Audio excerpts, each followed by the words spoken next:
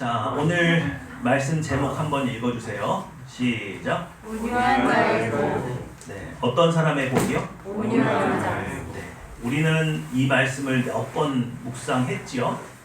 그래서 성경에서 말하는 온유라는 것이 갑자기 온유가 눈에 확 들어오네. 유교에서 말하는 것처럼 그저 마음이 따뜻하고 부드러운 것을 의미하는 것이 아니라 하나님의 약속을 믿고 잠잠히 오랫동안 기다릴 수 있는 모양. 그런 자들에게 하나님이 뭘 주신다고요? 온유한 복. 무슨 복을 주세요? 땅을 주신다. 땅을 기업으로 주신다. 그래서 팔복과 오늘 시편 37편은 연결되어 있습니다. 이해가 되시죠? 팔복의 세 번째 복이 온유한 자는 복이 있나니 저희가 땅을 기업으로 받을 것이니요 라고 되어 있는 이 말씀의 근거가 바로 시편 37편에서 나오는 거예요. 무슨 말인지 아시겠죠? 그래서 오늘 본문 여러분 읽으셨을 때에도 온유한 자가 땅을 차지한다 라는 말이 몇 번 반복해서 나오고 있는 것을 보실 수 있습니다. 자, 오늘 우리가 이 말씀을 묵상해야 되는 이유. 시작.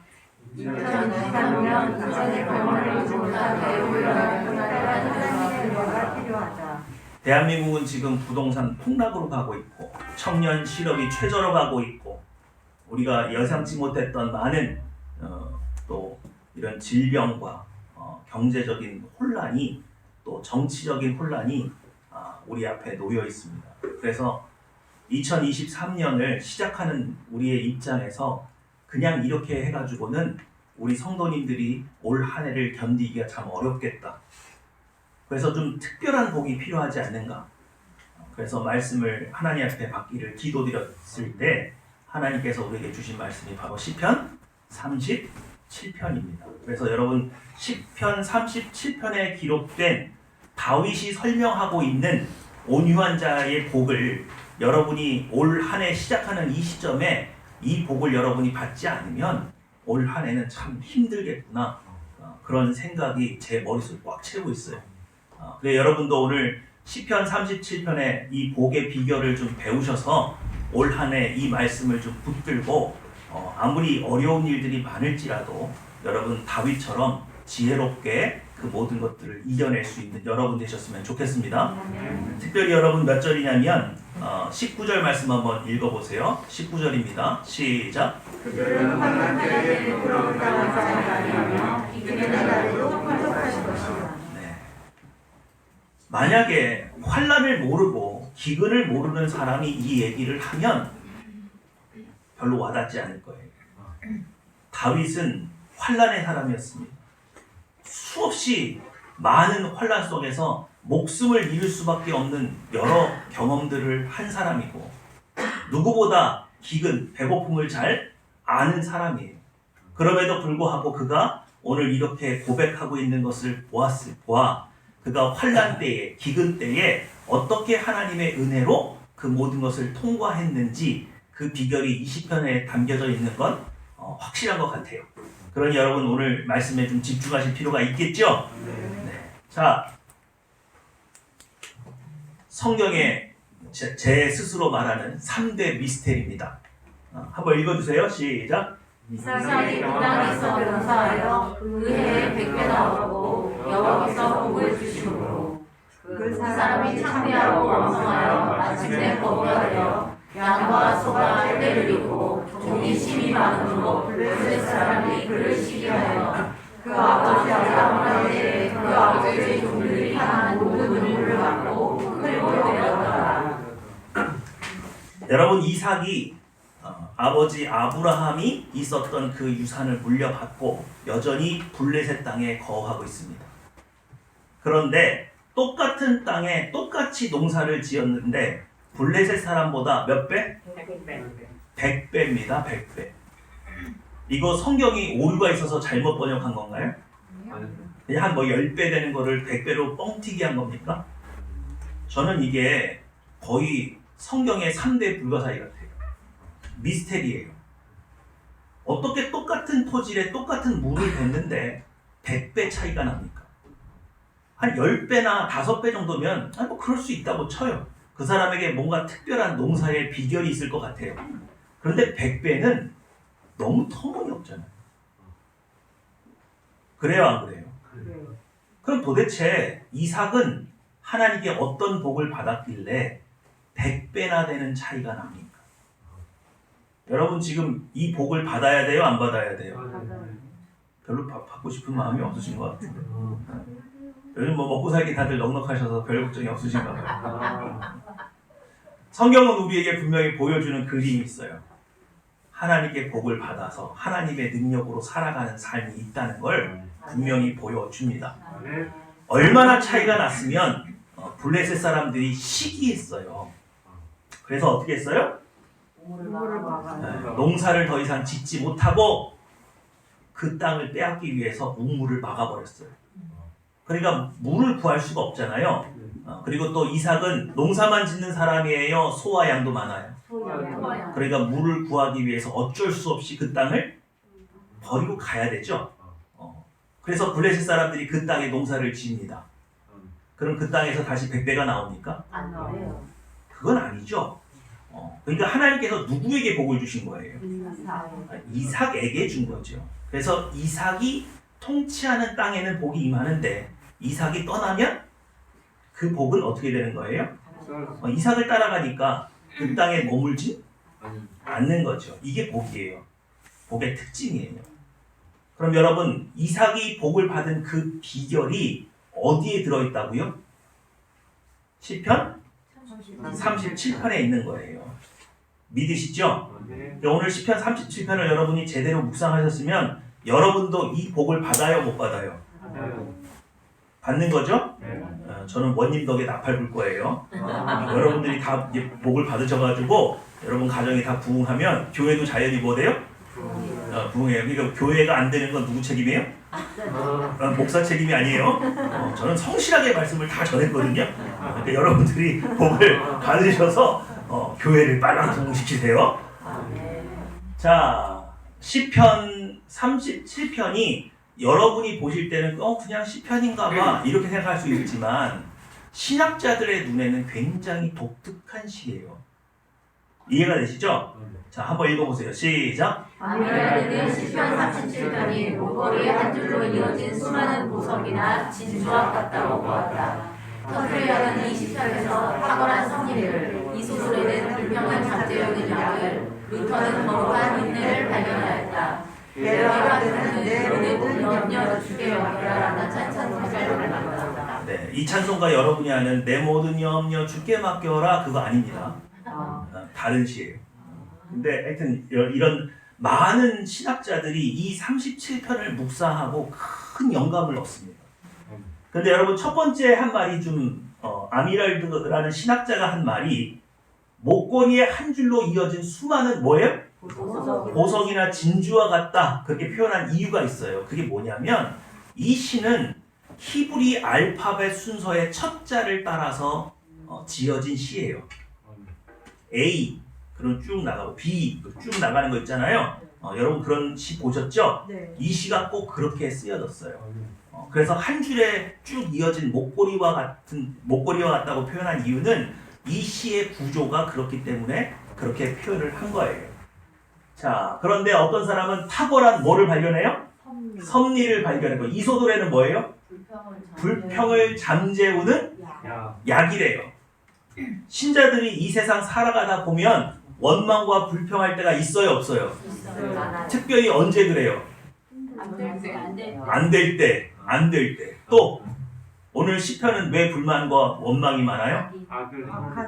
악한 자가 득세하고 악한 자의 계획이 이루어지고. 그 도대체 하나님은 뭘 하시는지 모르겠을 때, 너무 억울한 일을 많이 당했을 때, 그죠? 그때 우리는 원망과 불평이 나오는데 이소돌에는 뭐라고 했어요? 이 시가 불평을 잠재우는 약이다. 신자의 불평불만하는 신자에게 이 시는 묵상하면 묵상할수록 그의 불평과 원망을 사라지게 만드는 약과 같은 역할을 한다. 그렇게 평가를 합니다. 그러니까 여러분 올 한 해 37편을 많이 묵상하세요. 그러면 여러분에게서 뭐가 자꾸 사라져요? 원망과 불평이 사라져요. 이해가 되시죠? 그래요. 집에 있는 왼수 때문에 걱정 많이 하실 때, 남편 보고 화날 때, 아내 보고 화날 때, 뭘 보셔야 돼? 37편을 읽으면서 좀 마음을 좀 달래세요.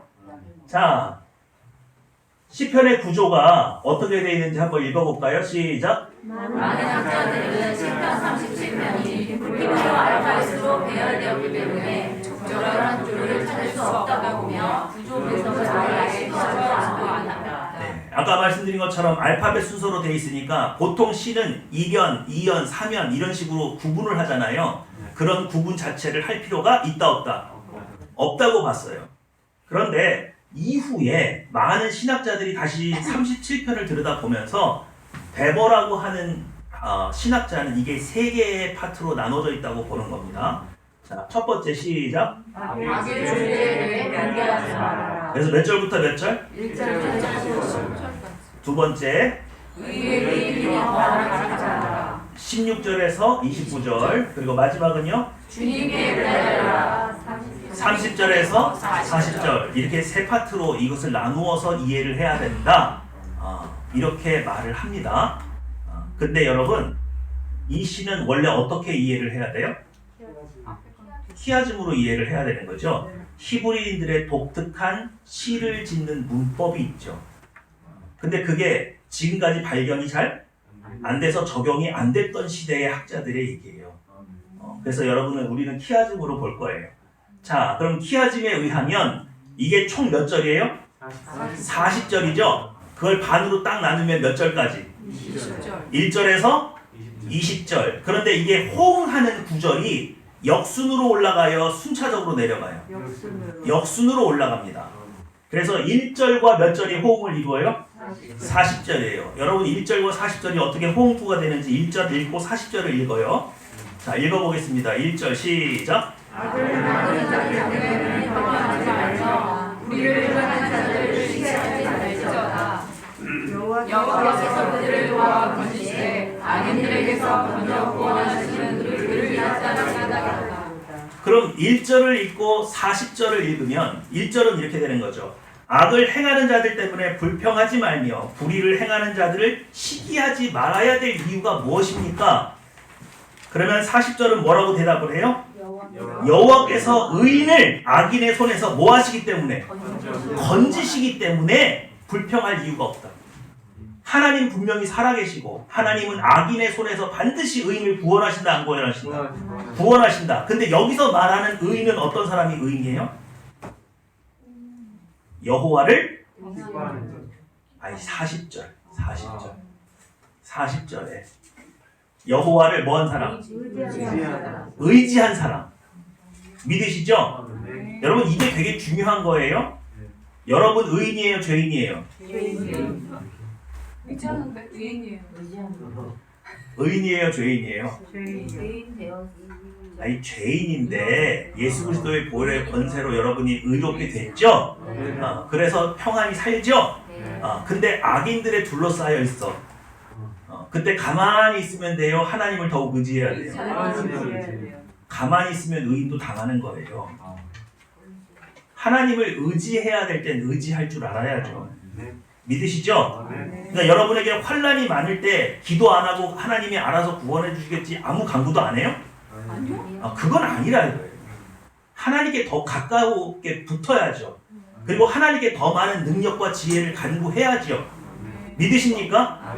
에스더가 가만히 있어요?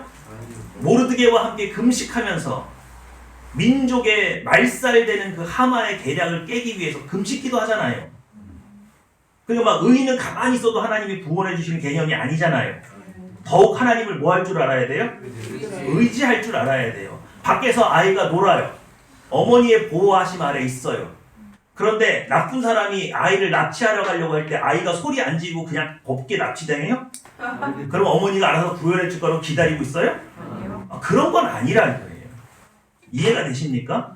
하나님은 분명히 여러분을 구원하세요. 근데 기도해야 될 땐 기도해야 돼요. 자, 2절 말씀 볼까요? 2절. 그러면 2절과 몇 절이 호응구입니까? 39절이죠? 2절 읽고 39절 있습니다. 시작. 그들은 같이 계획을 나갈 것이며 푸른 채소같이 세장할 것이미로다.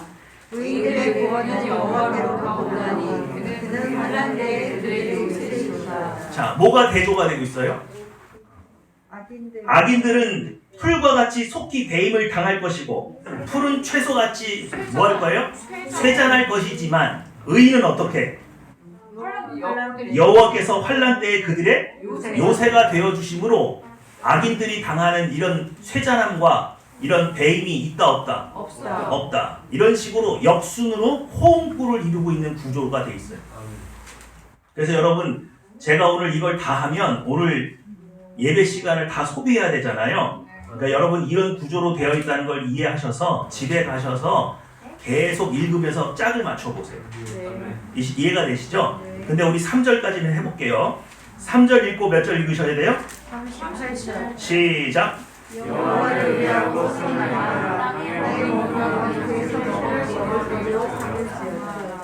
범죄한 자는 함께 멸망하니 악인의 미래는 쓰러질 것이다. 네. 오늘 38절에 여러분이 가지고 있는 성경 중에 각주가 붙어 있는 성경이 있어요? 네. 예, 각주 뭐라고 되어 있습니까? 땅에 거하여 분명히 먹으리고. 아니, 그거는 3절이고 38절에 38절에 작은 이렇게 각 주석 붙어 있는 거 보셨어요? 못 보셨어요? 없어요? 여기 보면 악인의 미래는 어떻게 된대요? 끊어질 것이나로 되어 있죠. 근데 이걸 다르게 해석할 수도 있는데 어떻게 해석하느냐? 악인의 자손은 없어질 것이나로 할 수 있습니다. 여기서 말하는 미래는 뭐예요? 자손이 되는 겁니다. 자, 3절 말씀 보시면 여호와를 의뢰하고 선을 뭐하라? 행하라. 땅에 머무는 동안 그의 성실을 먹을거리로 삼을지어다 이렇게 되어 있습니다. 그죠? 네. 여러분 성실을 먹을거리로 삼는 게 뭐예요? 하나님을 닮아가는 성실을 하나님을 닮으면서 살아가는 거. 닮으면서 살아가는 거. 닮아가서 열심히 사는 거. 자, 근데 여러분 이렇게 호응구를 두 개로 나눴을 때 앞에서 말씀드린 것처럼 시편을 이 시를 세 등분으로 나눴을 때 보여지는 것보다 이렇게 두 개의 파트로 나누고 호응하는 구조로 우리가 들여다봤을 때 우리가 여기서 들여다볼 수 있는 게 있어요. 그게 뭐냐면 1절에서 20절까지는 의인은 의인인데 그의 마음속에 원망과 불평이 가득하죠? 그럼 그 사람의 마음은 천국이에요? 지옥이에요? 지옥이요. 그게 지옥이에요. 그러니까 지금 의인이 어디에 살고 있어요? 지옥에. 지옥에 살고 있어요. 이 마음밭은 타들어가요. 하나님이 없는 것 같고 하나님이 무능력해 보이고 그분을 더 이상 신뢰할 수 없고 의지할 수 없고 법보다 뭐가 가깝고 주먹이 가깝고 그래서 나는 눈앞에 있는 내 악인들의 주먹이 더 무섭고 그죠? 그래서 그가 살아가는 삶은 지금 어디에서 살고 있는 것 같아요? 마음이? 지옥에 살고 있는 것 같아요. 그런데 21절에서 40절로 넘어가면 의인들의 하나님께서 복 주시는 것들이 빼곡히 기록되어 있으므로 거기에는 감사와 기쁨이 넘쳐요. 그러면 21절에서 40절의 시인의 마음은 어때요? 거긴 천국이에요. 이게 보여요. 이해가 되십니까? 이걸 두 파트로 놓고 호응하는 구조로 이렇게 이해를 하면 여러분이 성경을 읽는 동안에 1절에서 21절을 읽을 때는 되게 답답한 거예요. 그리고 막 공감이 돼. 내 마음에도 뭐가 있으면? 원망과 불평이 있으면. 그러면 그걸 읽는 동안에 내 안에 원망과 불평이 있으면 나는 지금 어디 살고 있는 거예요? 지옥 같은 삶을 살고 있는 거죠. 매일이 두렵고 불안하고 사람들의 말에 하루 웃었다가 하루 울었다가 조울증 환자처럼 막 이렇게 바이탈 삶이 가는 거죠.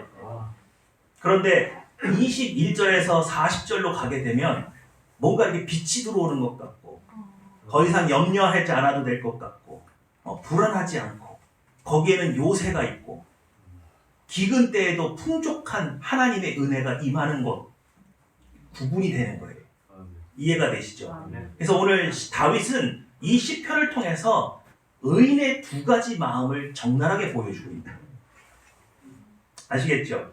그러니까 오늘 여러분은 이 시를 읽으면서 지금 내 마음밭이 지옥같이 변했는지 천국같이 변했는지를 꼭 확인하셔야 돼요. 여기에 비결이 있습니다. 자, 시편 37편에 온유한 자, 아까 어떤 사람이라고 그랬어요? 하나님의 약속을 믿고 오래 참고 기다릴 수 있는 거라고 그랬잖아요. 근데 이 온유한 자를 굉장히 다양하게 표현을 하고 있어요. 7절 한번 읽어볼까요? 7절 시작. 여호와 앞에 잠잠하고 참고 기다리라. 자기 길은 혹독하며 악하게 이르는 자 때문에 변명하지 말지어다. 이거 우리가 원래 온유한 자 해석한 그대로죠? 네. 여호와 앞에 잠잠하고 참고 기다리는 거죠? 그리고 악한 자의 꾀를 이루는 것 때문에 뭐 하지 말아라? 여기 하나가 더 붙었어요. 뭐 하지 않는 자. 불평하지 않아. 온유한 사람은 뭐 하지 않는다? 불평하지 불평하지 않는 사람이다. 9절 시작. 진실로 악을 행하는 자들은 끊어질 것이나 여호와를 선호하는 자들은 땅을 차지하리라. 자, 여기서 말하는 온유한 자는 어떤 사람이에요? 여호와를 소망하는 거예요. 그러니까 내 마음의 소망을 어디다 뒀어요? 여호와께 뒀어요. 이게 무슨 말이에요? 소망을 여호와께 둔다는 게 무슨 뜻이에요? 하나님께 맡긴다는. 하나님께 맡긴다는 뜻도 되고 나의 이런 모든 문제들을 해결할 수 있는 건 누구밖에 없다? 여전히 하나님을 신뢰하는 거고 그에게 의지하는 거고 그분을 기다리는 것이고 그분을 바라보는 것이에요. 그분 외에 다른 능력자에게 눈을 돌린다거나 도와줄 다른 방법을 찾는 건 아닌 거죠. 그래서 성경에서 오늘 시편 37편에서 말하는 온유한 자의 특징은 여호와께 소망을 둔 자입니다. 이해가 되시죠? 자, 11절 시작. 그러나 온유한 자들은 땅을 차지하며 풍성한 화평으로 즐거워하리로다. 네, 이건 뭐 같은 말씀이죠. 자, 9절 시작. 의인은 땅을 차지하며 거기서 영원히 살리로다. 여기에 뭐 어떤 특징이 있어요? 영원히 그렇죠. 의인이 차지한 땅은 영원한 거예요. 믿으십니까? 이 30절 시작. 의인의 입은 지혜로우며 그의 귀는 정의를 말하며. 자, 의인은 어떤 사람이에요? 지혜로 정의를 말한다. 마음속에 있는 원망과 불평을 쏟아내는 사람이 아니라 하나님을 기다리며 잠잠히 기다리는 사람일 뿐만 아니라 하나님께로부터 받은 지혜를 말하는 사람이고 항상 정의를 말하는 사람이에요. 31절 시작. 그의 마음에는 하나님의 법이 있으니 그의 걸음은 실족함이 없으리로다. 온유한 자의 마음에는 뭐가 있대요? 하나님의 법. 하나님의 법이 있대요.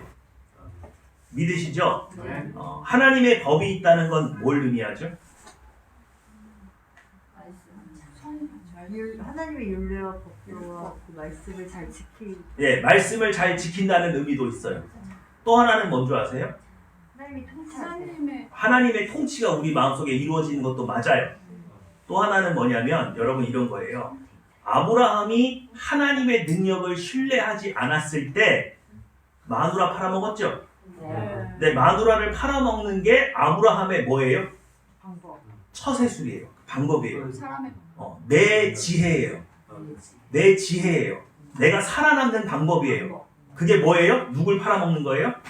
마누라를 팔아먹는 거예요. 그래서 몇 번 팔아먹었어요? 두 번이나 팔아먹었죠. 그때마다 하나님의 도우심이 여기에 미치지 않을 것이라고 생각돼서 팔아먹었어요.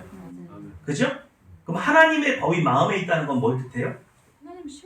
하나님을 신뢰하는 건 그냥 하나님의 방법대로 산다는 거예요. 하나님의 지혜. 그래서 내 처세술을 뭐 하는 거예요? 버려. 버려요. 굳이 내 처세술을 쓸 이유가 없어요. 더 이상. 믿으십니까? 여러분 우리 똑같아요. 아브라함이랑. 우리도 여기서 뭔가 당황한 일이 있고 여기는 하나님의 능력이 안 비칠 것 같은데 그럼 내 마음속에서 내 잔꾀를 내서 어떻게 모면해 보려고 하는, 그죠? 그래서 해서는 안 되는 일들을 선을 넘죠. 인간적인 방법으로. 근데 그걸 하지 않는다는 거예요. 온유한 사람은 이런 특징을 갖고 있다. 그렇게 말을 합니다. 믿으시죠? 요거 머릿속에 잘 넣고 계셔야 돼요. 여러분이 온유한 사람인지 아닌지를 분별할 수 있어요. 아, 내가 온유함에서 벗어났나?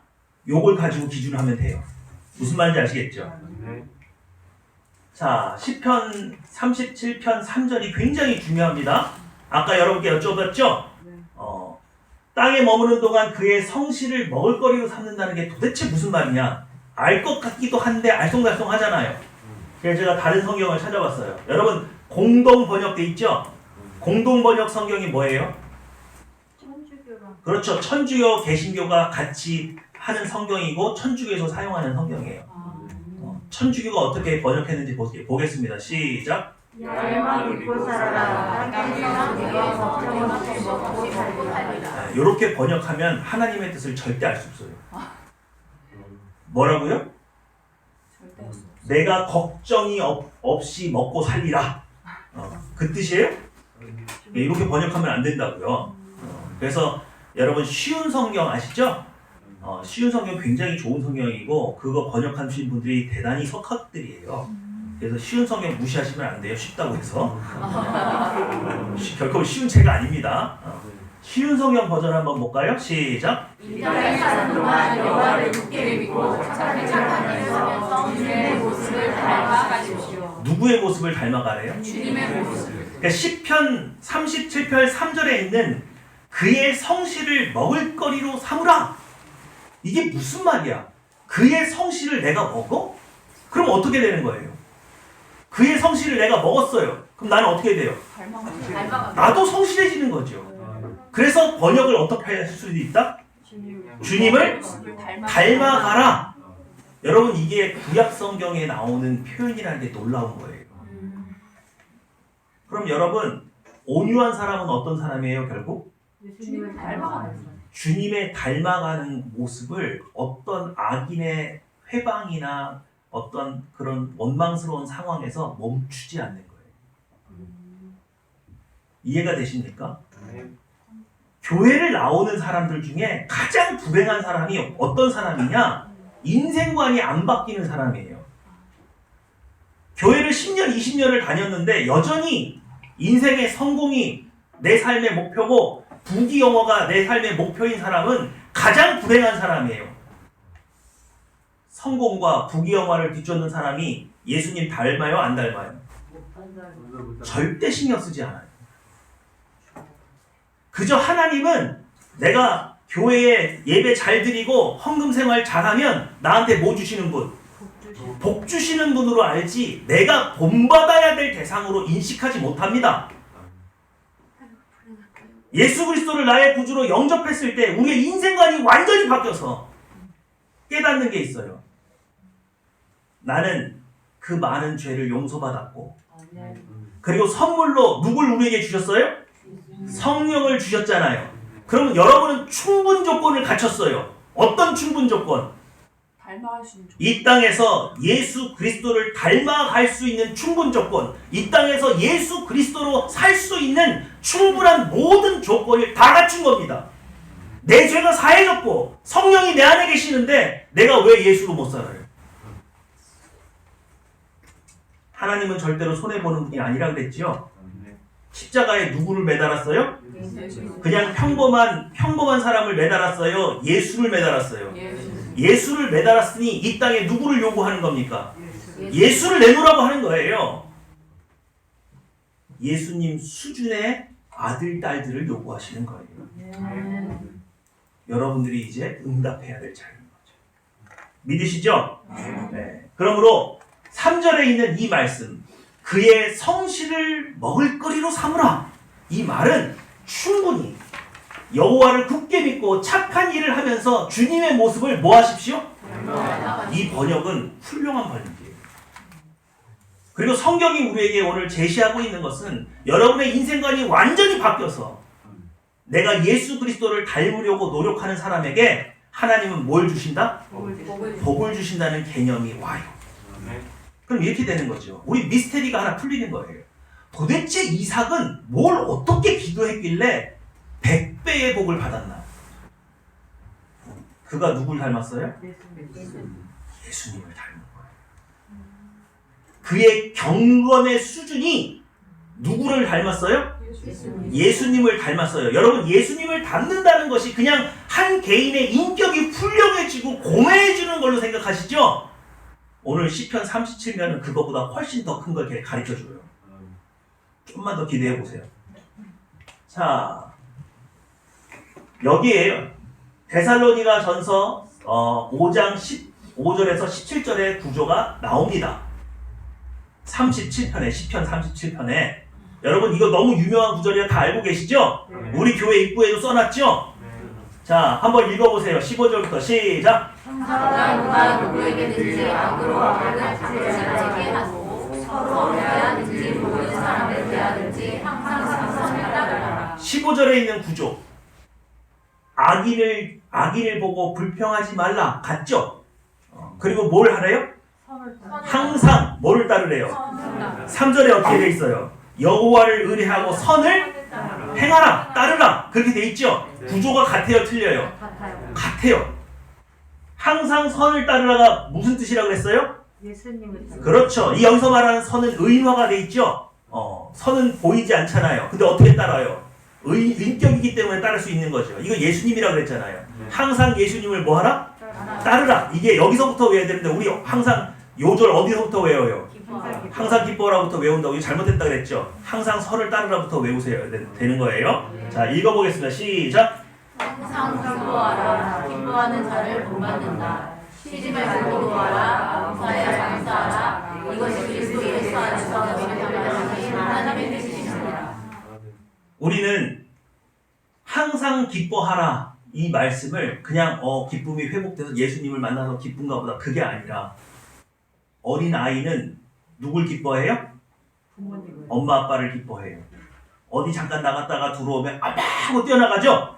그게 아이가 엄마를 뭐 하는 거예요? 기뻐하는 거죠? 그래서 아이는 목까지 빼닫는다고요? 뒷모습. 앉아있는 모습, 걸음걸이까지 다 빼다 박는다고요. 유전적으로 그렇게 태어나지 않는데 엄마처럼 걸어. 아빠처럼 걸어. 태어나서 처음 눈 떠서 앉는 거 보니까 사람은 저렇게 앉는 거구나. 그래서 아빠가 이렇게 꾸부정하게 앉으면 걔들도 어떻게 해요? 꾸부정하게 앉아.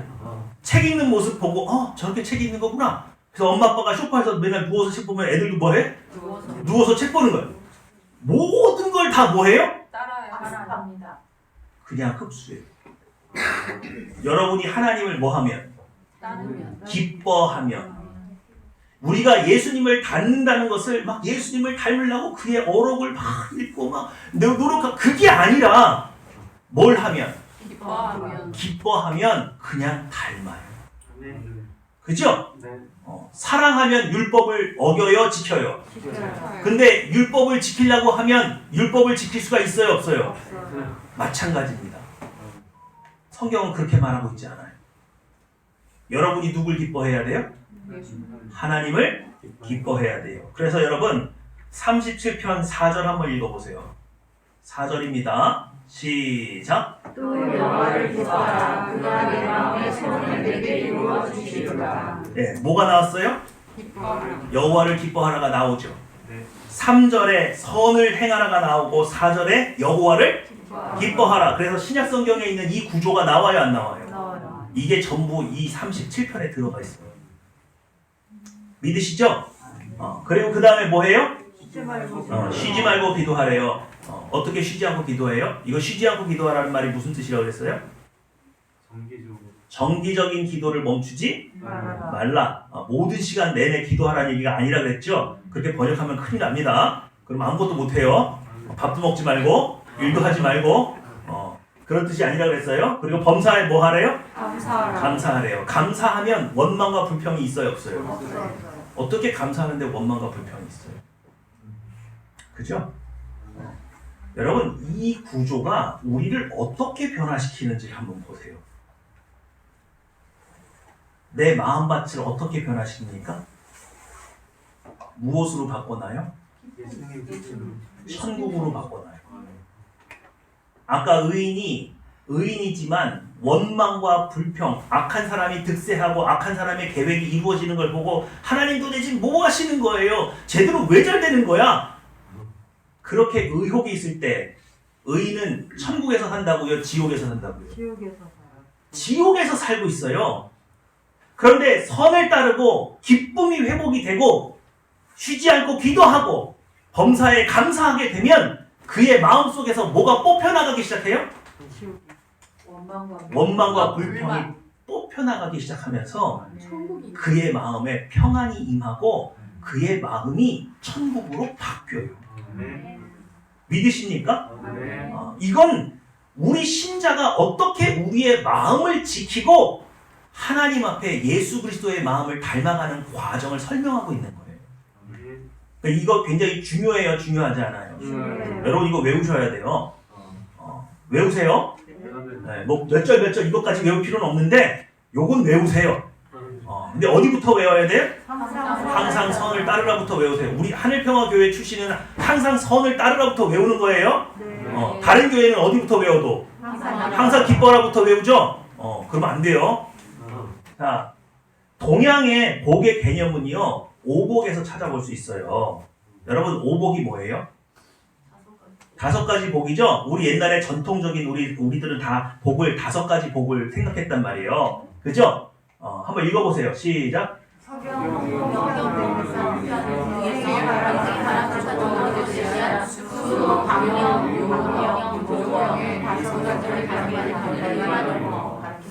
서경이 뭐예요? 서경. 그렇지. 사서삼경의 하나죠. 시경, 서경, 역경 이게 삼경이에요. 그러니까 유교를 공부하는 사람들은 이건 필독서예요. 그 중에 무슨 경에? 서경에 이 말이 있다 이거예요. 오복에 대해서 규명을 해놨어요. 자, 봅시다. 뭐 수는 뭔지 아시죠? 장수죠? 장수하는 게 복인 거죠. 부는 부요와 풍족이겠죠. 강령은 뭐예요? 네, 그래서 우리 옛날에 어르신들 뭐라고 인사했어요? 강령하십니까? 좀 유식한 사람은 그렇게 물어보죠. 건강하십니까? 이 뜻이에요. 아셨죠? 유호덕은 뭐예요? 네, 덕 베푸는 걸 좋아한다는 게 무슨 뜻이에요? 그렇죠. 부와 명예를 갖췄으면 선을 베풀면서 살라 이거예요. 내가 그런 선을 베풀면서 살 수 있는 여유 있는 삶, 이게 복이라 이거예요. 그럼 마지막 오복 중에 마지막은 뭐예요? 고종명인데 그게 무슨 뜻이냐? 집에서 생을 마감하는 거예요. 그게 무슨 말이냐면 객사하지 않는 거. 옛날에 길에 이렇게 돌아다니다가 죽으면 그 사람 어느 집 사람인지 알아요, 몰라요? 그리고 자식들한테 유언 남겨요, 못 남겨요? 그걸 가장 큰 불행으로 여겼어요. 그래서 마지막 집에 자손들이 보는 앞에서 조용히 삶을 마감하는 거를 복이라고 본 거예요. 그래서 이게 오복이죠. 동양 사람들이 생각하는 5가지 복. 우리 기독교는 몇 가지 복이 있어요? 8복이에요. 자, 복의 한자의 원래 본래적인 의미를 좀 봐야 되는데, 여러분 허신이란 사람은 중국의 아주 유명한 한문학자예요. 허신이 복복자를 뭐라고 했냐? 비야 그랬어요. 저 비가 갖출 비자입니다. 여러분 준비할 때 그 비자예요. 그러면 뭐라고 했냐? 갖추고 있는 자만이 받을 수 있는 게 복이다. 그러니까 이 한자가 의미하는 게 복복자가 복은 복인데 어떤 사람이 받을 수 있는 거래요? 갖추고 있는 자. 그럼 뭘 갖춰야 돼? 준비가 되어 있는 사람만 받는다는 거죠. 자, 이에 대해 단옥제도 중국의 유명한 한학자예요. 자, 한번 읽어주세요. 시작. 어진 자가 지내는 자자이다. 그래서 반드시 그 복을 받는다. 세상에서 말하는 복이 아니다. 복이라는 것은 갖춘 것이다. 갖추었다는 것은 모든 말씀에 순종하는 것을 의미하는 것이고 순종하지 않는 것이 없는 것을 것이라 한다. 좀 뭔가 우리 성경하고 좀 비슷하죠? 예? 순종이다. 이게 제가 번역한 게 아니라 단옥제라는 사람이 이렇게 해석을 해놓은 거예요. 놀랍지 않으세요? 여러분 우리가 맨날 아우 참 복 받았으면 좋겠어, 새해 복 많이 받으세요 이렇게 말을 하지만 실제로 이 글자 복복자 자체가 어떤 사람만 받을 수 있는 거예요? 갖춘 자. 준비된 자가 아니면 복은 못 받는 거예요. 여러분 아무리 새해 복 많이 받으세요 해도 결국 누구만 받아? 준비된 사람. 준비된 사람. 그럼 도대체 준비됐다는 게 뭐냐? 말씀에 순종할 수 있다는 거예요. 무슨 말인지 아시겠어요? 자, 시편 37편을 기록한 시작. 37편을 기록한 다윗은 자신의 내면이 원망과 불평과 의심이 없는 때 하나님의 찬송과 공의함을 우리에게 보여준다. 다윗은 이것이 복받는 비결이라 말한다. 그럼 여러분 시편 37편에 기록된 복, 그리고 이삭이 복을 받아서 다른 사람보다 100배의 복을 누리는 이유는 그가 하나님을 온전히 믿었을 뿐만 아니라 그의 마음밭이 뭐가 됐기 때문에 천국이 됐어요. 천국이. 천국은 어떤 곳이에요? 원망과 불평과 의심과 시기와 질투가 없는 곳이죠. 그래서 내 마음이 원망과 불평과 두려움과 염려 근심이 없는 마음밭을 내가 갖췄어요. 왜 그래요? 하나님이 그 모든 것을 종식시켜줄 만한 분이라고 내가 믿기 때문에 그래요. 그분이 내 미래를 알고 계시고 나와 항상 동행해 주시고 나에게 지혜와 명철을 주시는 분이라는 걸 내가 믿기 때문에 그래요. 그래서 내 마음밭이 천국이 됐어요. 그럼 천국에는 뭐가 넘쳐요? 기쁨이 넘치고 사랑이 넘치고 화목이 넘치죠? 그러면 내가 거하고 있는 이 땅이 뭘로 변하는 거예요? 내 내면의 천국이 내 몸 밖으로 나오는 거예요. 이게 어떤 속성이 있습니까? 우리가 시편 지금 37편이 우리에게 보여주는 게 뭐예요? 네 마음밭이 지금 지옥이라는 거예요. 그 마음 가지고는 하늘에 있는 복이 내려온다고요? 못 내려온다고요? 하나님이 너와 함께 계시지만 네 마음밭은 지옥이기 때문에 하나님이 거하실 수 없다는 거예요. 그런데 내 마음이 천국이 되면 하늘에 있는 천국과 내 마음에 있는 천국이 연결돼요. 동기화가 돼요. 그러면 하늘에 있는 물질에 풍요든 모든 것들이 다 내 마음속에 차고 넘쳐서 결국 내 주변에 내 땅이 어떻게 된다고요? 그게 복이라고요. 이해가 되십니까? 그러니까 이삭이 어떻게 100배라는 어마어마한 차이의 복을 그것을 누릴 수 있었나? 그의 마음에 뭐가 없었던 거예요? 의심과 원망과 불평이 없었던 거예요. 여러분 오늘 하루 어떻게 지내셨어요? 여러분 마음 천국이었어요?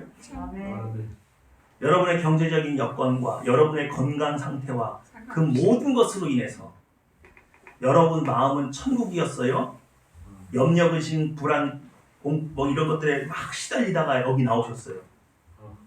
그럼 우리는 지금까지 잘못 깨달았던 거죠. 하나님의 복은 어디에 임하는 겁니까? 내 마음에 먼저 임하는 거예요. 그리고 그것이 받을 수 있는 준비된 천국에 임하는 것이에요. 시편 37편이 우리에게 그걸 보여주고 있어요. 내 마음이 천국이 아닌데 어떻게 천국과 내 마음이 동기화되느냐는 거예요. 하늘에 있는 복이 어떻게 너에게 내려올 수 있느냐는 거예요. 근데 그것도 모르고 우리 떼쓰기만 하는 거죠.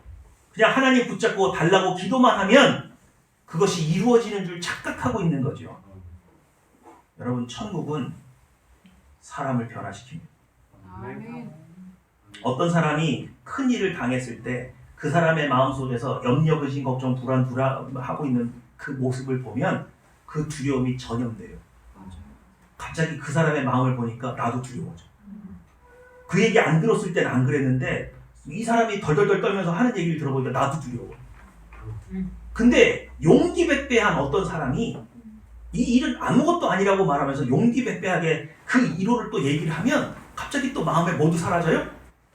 두려움이 사라져요. 여러분 이순신 장군 명량 보셨어요? 거기에 이순신 장군이 수백 척의 일본 함선 앞에 나갈 때 자기의 부하들이 따라와요, 안 와요? 안 따라오잖아요. 명량에서 한산 말고. 네. 그래서 혼자 가죠. 그래서 거기서 고군분투하는 모습을 보고 야 이게 되겠는데? 라는 그런 생각이 생기니까 그죠? 그때 이순신 장군이 그 전략을 짤 때 거기 이런 말이 나와요. 두려움을 바꿀 수만 있으면 우린 이 전쟁에서 이길 수 있다.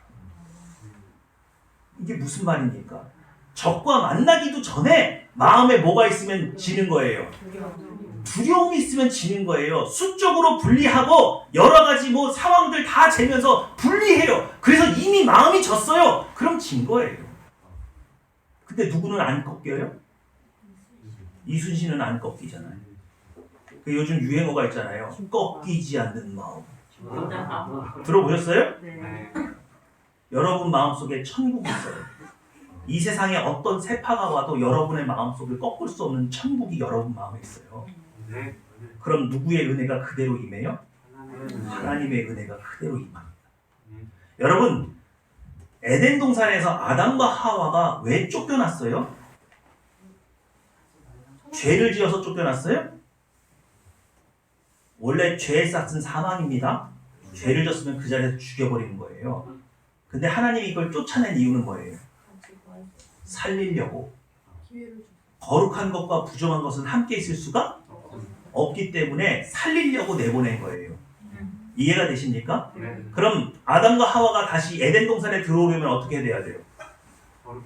거룩해지면 되는 거죠? 그게 속성이에요. 하나님, 성령님은 여러분 안에 계세요. 근데 여러분의 마음에 불신과 원망이 가득해요. 그러면 성령이 여러분을 떠나는 건 아닌데 아무 활동도 할 수 없어요. 부정한 마음가짐이잖아요. 이삭은 적들에게 둘러싸여 있어요. 블레셋 사람들이 이삭에게 호의적이었어요? 적대적이었어요? 적대적이죠? 근데 그 속에서도 어떻게 그 복을 누렸어요? 그의 마음에 흔들림이 없는 거예요. 왜 온유한 자가 땅을 기업으로 받는지 아시겠습니까? 온유한 자는 이 세상의 세파에 내 마음에 있는 천국을 뺏기지 않는 사람이에요. 그럼 어떤 사람이 복을 받는 사람이에요? 여러분의 마음을 천국으로 만들어서 하늘에 있는 천국과 여러분의 마음속에 있는 천국을 동기화시킬 수 있는 사람이에요. 같은 천국으로 유지할 수 있는 사람이에요. 그러면 하늘의 풍요로움과 하늘의 놀라운 치유와 이 모든 것들은 여러분에게 임합니다. 성경은 오늘 복받는 비결이라고 그렇게 얘기해요. 결국 이것을 누릴 수 있는 사람은 인생관이 바뀌어서 내 삶의 모든 목표는 성공과 부귀영화를 누리는 게 아니라 무엇? 예수 그리스도를 닮는 것. 그리고 내 마음은 뭐가 되는 것? 하나님이 거하시기에 합당한 천국. 그래서 내 마음에 기쁨이 넘치고 감사가 가득한 곳으로 만들면 이 하늘에 약속한 이 복은 누구에게 반드시 온다고요, 안 온다고요? 온다. 그래서 이런 사람은 모든 환난에도 부끄럼 당하지 않고 기근 중에도 풍요로움을 누린다고요, 안 누린다고요?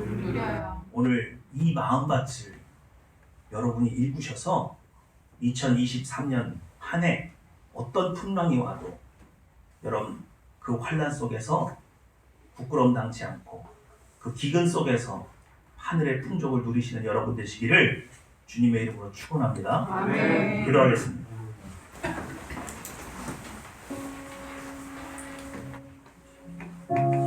오늘 여러분의 마음은 천국이었습니까? 지옥이었습니까? 염려, 근심, 걱정, 불안, 두려움 속에서 살다가 오늘 예배의 자리에 나왔습니까? 아니면 감사와 찬양이 넘친 상태로 이 자리에 나왔습니까? 우리 안에는 성령 하나님이 계시는데 그분이 아무런 활동도 할 수 없는 내 마음 같은 지옥과 같은 그런 곳으로 만들어 놓고 어떻게 하나님께 복을 구할 수가 있습니까? 오늘 하나님 앞에 간구하는 시간 갖기 원합니다. 제 마음이 천국이 되기 원합니다. 항상 기뻐할 수 있는 기쁨을 회복시켜 주십시오. 저로 원망과 불평과 염려, 근심, 걱정을 다 내려놓고 버리게 하여 주시고 오직 하나님을 의지할 수 있는 마음 주옵소서. 기도하겠습니다.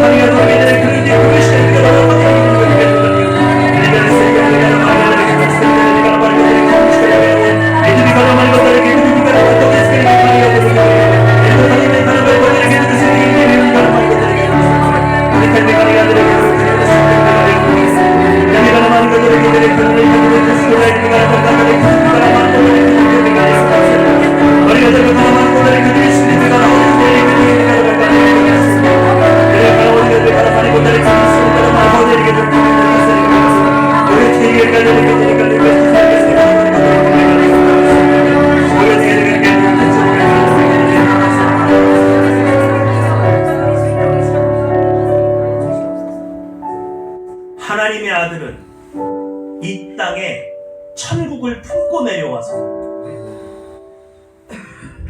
이 땅에 천국을 보여주신 분입니다. 여러분 마음속에 천국이 있습니까? 여러분, 우리는 내 아내, 내 남편, 내 자식을 변화시키고 싶어 합니다. 그런데 내 마음속에 있는 두려움으로, 염려로 소리를 질러봐야 지옥을 넘겨주는 거예요. 사랑이라는 방식이 있어요. 내가 미처 경험하지 못한 천국의 따뜻함으로 사람을 변화시킬 수도 있어요. 하나님, 저에게 천국을 허락해 주십시오. 아무개를 변화시킬 수 있는 천국을 제게 허락해 주십시오. 그래서 제가 원망과 불평으로 그를 쏘아붙이는 것이 아니라 내 마음속에 넘치는 풍요로 그를 설득하고 그를 사랑하고 그를 변화시킬 수 있는 그 천국을 내게 허락해 주십시오. 오늘 여러분 가족과 여러분 주변의 이웃들과 여러분이 가장 사랑하는 누군가를 위해서 그를 변화시킬 수 있는 천국을 내게 달라고 우리 간구하는 시간 갖기 원합니다. 기도하겠습니다.